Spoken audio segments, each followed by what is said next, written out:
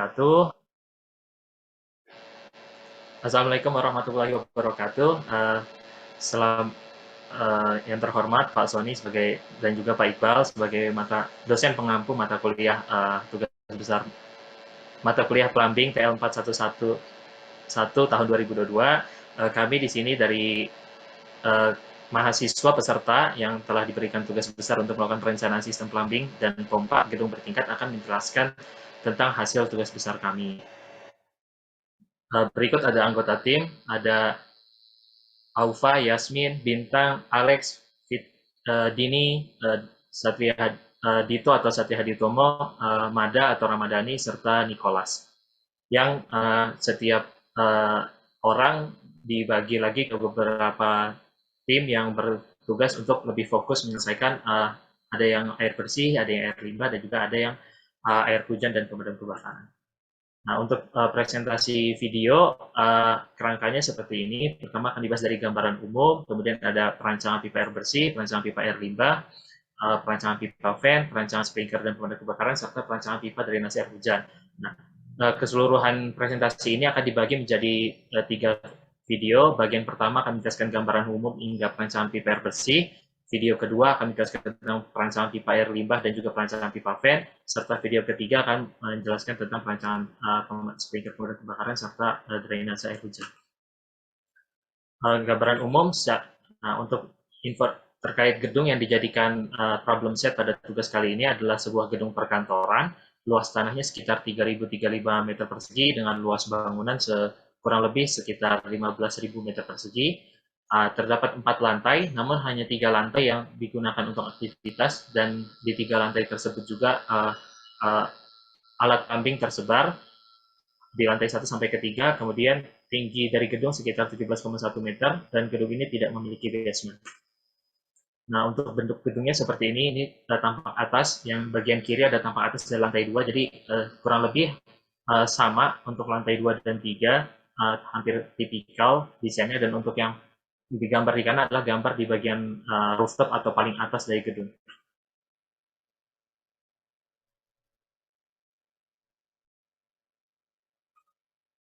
Baik, selanjutnya kita akan masuk ke perancangan pipa air bersih. Untuk melakukan perancangan pipa air bersih, pertama kami melakukan perhitungan kebutuhan air bersih dari seluruh alat plumbing yang ada di dalam gedung dengan menggunakan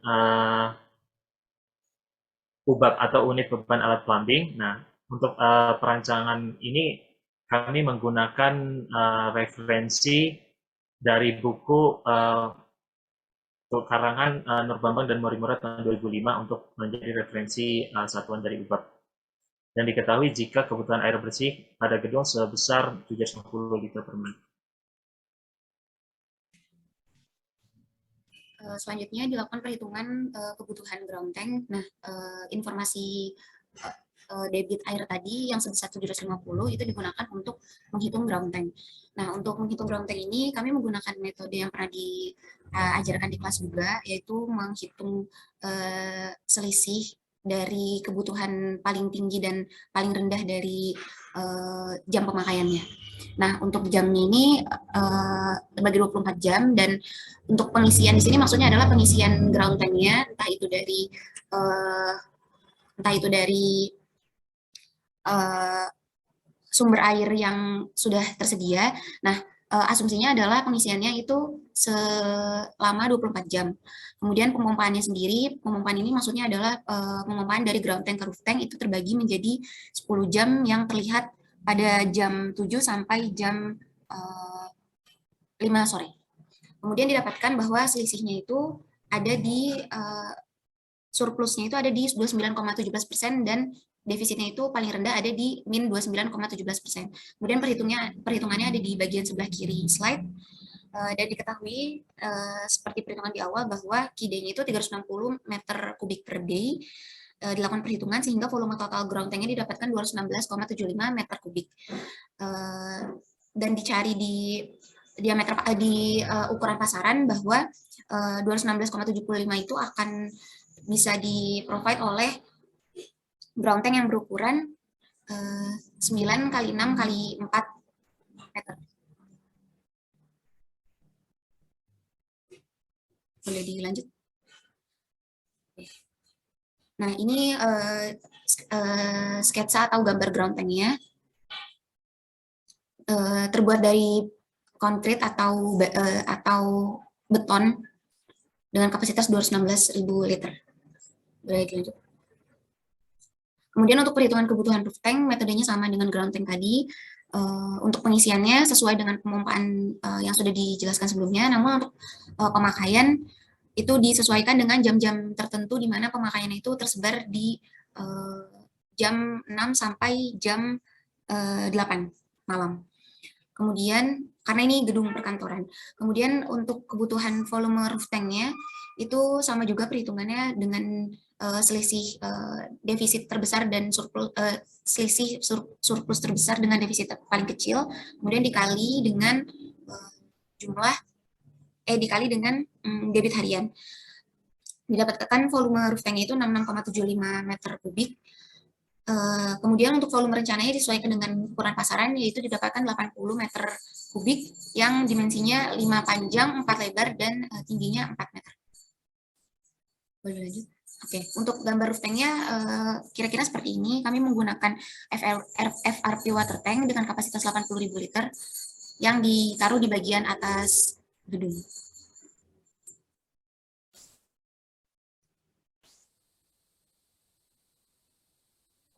Oke, selanjutnya untuk perhitungan dari pipa dinasnya sendiri, berdasarkan perhitungan sebelumnya itu ada kebutuhan debit hariannya ialah 360 meter kubik per hari.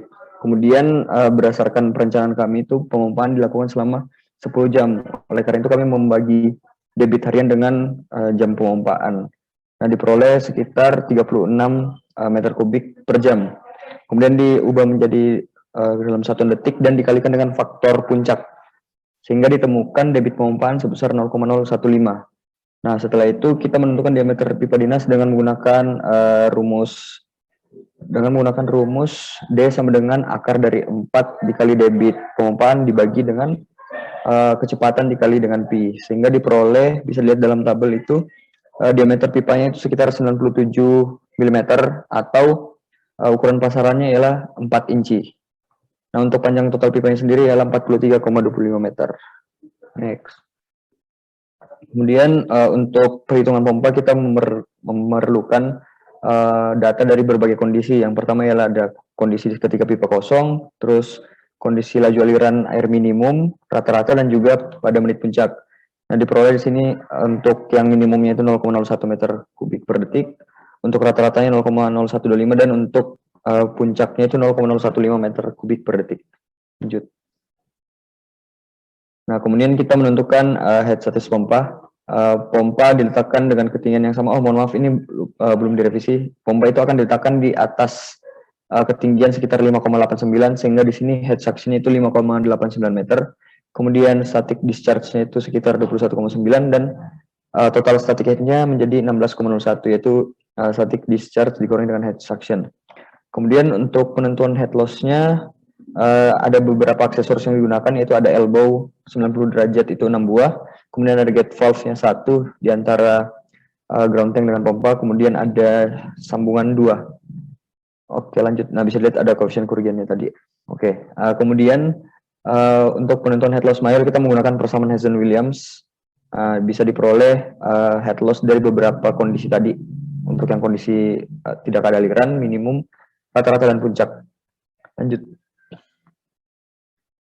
Kemudian untuk penentuan head loss minor kita menggunakan rumus Darcy-Weisbach berdasarkan ini tadi ya, berdasarkan aksesorisnya tadi. Bisa dilihat ini ada head loss akibat belokan, katup, dan juga sambungan.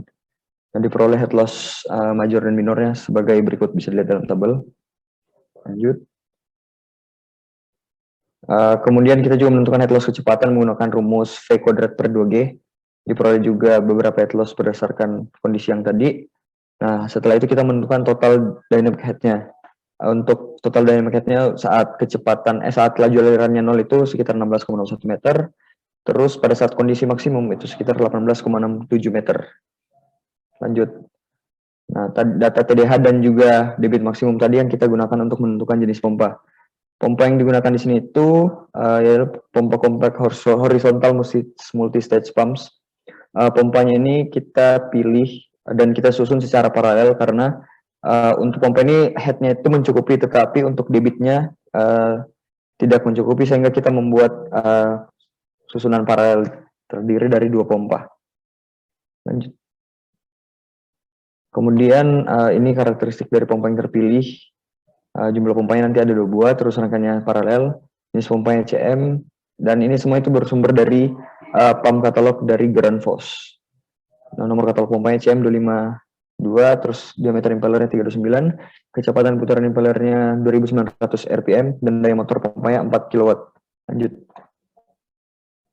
Kemudian untuk penentuan NPSHA itu kita memerlukan head tekanan atmosfer, head tekanan uap, dan head suction statisnya tadi.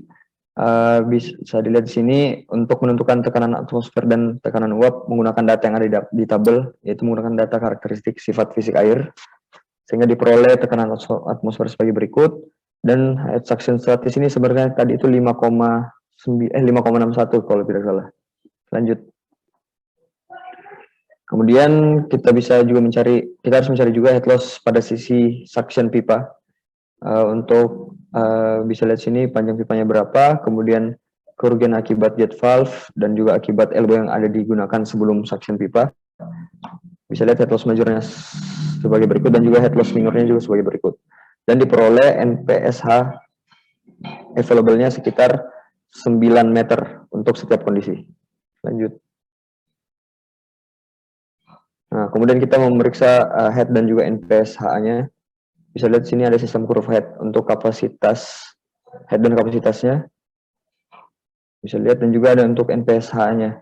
Jadi untuk NPSH-nya sendiri juga cukup memenuhi karena yang require yang dibutuhkan itu sekitar 7,87 dan yang tersedia itu sekitar 9,75 meter. Jadi pompanya dapat dikatakan aman untuk beroperasi. Next. Nah, bisa lihat ini adalah jenis pompanya itu tipe CM25, 2, ARAE, AVBE, FAAN, dan berikut adalah gambarnya. Oke, lanjut.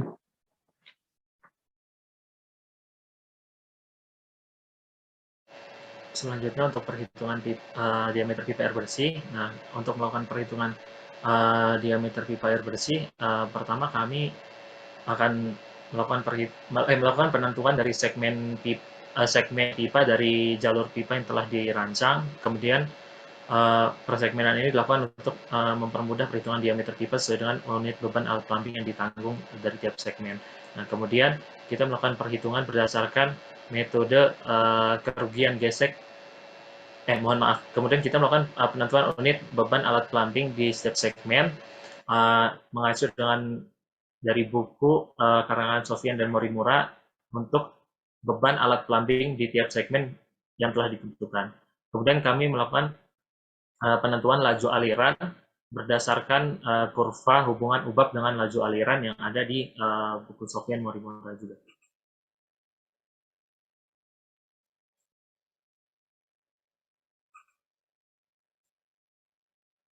Selanjutnya, setelah melakukan penentuan laju aliran dari tiap pipa, kami melakukan penentuan head loss yang diizinkan pada tiap pipa dengan menggunakan rumus berikut. R sama dengan 1000 dikali H-1 per K dikali L tambah 1. Nah, penentuan head loss ini dilakukan untuk mengetahui head loss maksimal yang diizinkan ada pada tiap segmen pipa, yang akan digunakan sebagai panduan untuk menentukan diameter pipa.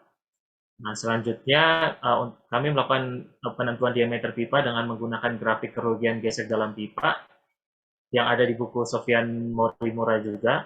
Dan selanjutnya kami melakukan penentuan head loss persatuan panjang, atau ini penentuan head loss mayor yang dihasilkan dari aliran pipa berdasarkan data diameter pipa yang telah didapatkan dan juga kerugian gesek yang terjadi pada setiap segmen pipa yang didapatkan dari grafik sebelumnya, grafik tentang hubungan antara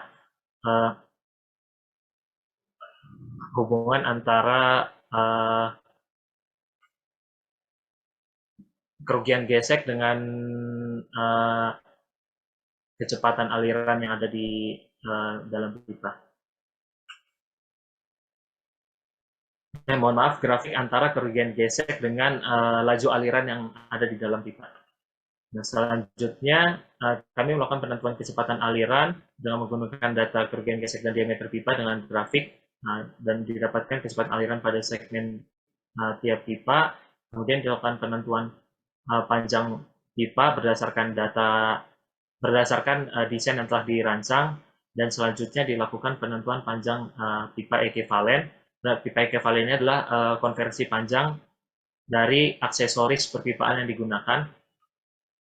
Untuk data pipa ekivalen kami menggunakan tabel dari buku Sofian dan Morimura juga. Nah, selanjutnya kami melakukan penentuan head loss. Untuk penentuan head loss dilakukan dengan menggunakan persamaan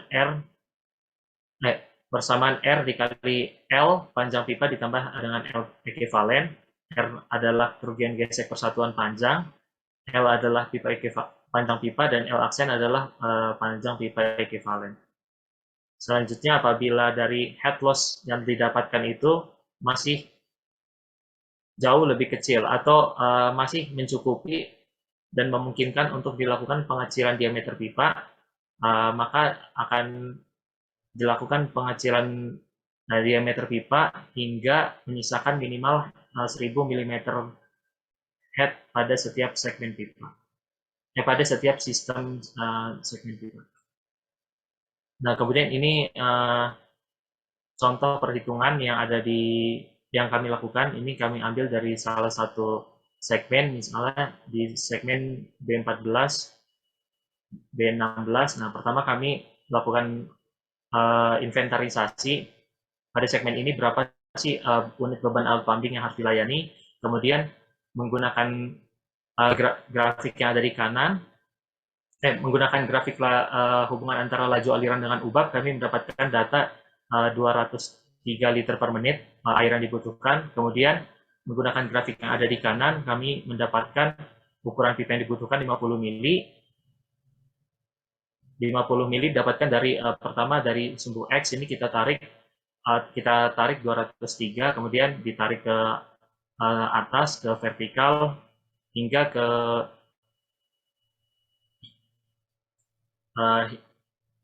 mohon maaf, pertama ini dari R yang telah ditentukan, misalnya kita ulang, misalnya diambil segmen yang maksimal R-nya berdasarkan perhitungan tadi 161, maka dilakukan pertama diambil titik 161 di sumbu X, kemudian ditarik ke atas hingga berpotongan dengan garis laju alirannya. Misalnya kalau segmen AW3 sampai AY3 120, setelah ditarik 120, kemudian dari titik perpotongannya ditarik ke kiri hingga bertemu dengan garis diagonal yang melambangkan ukuran diameter pipa.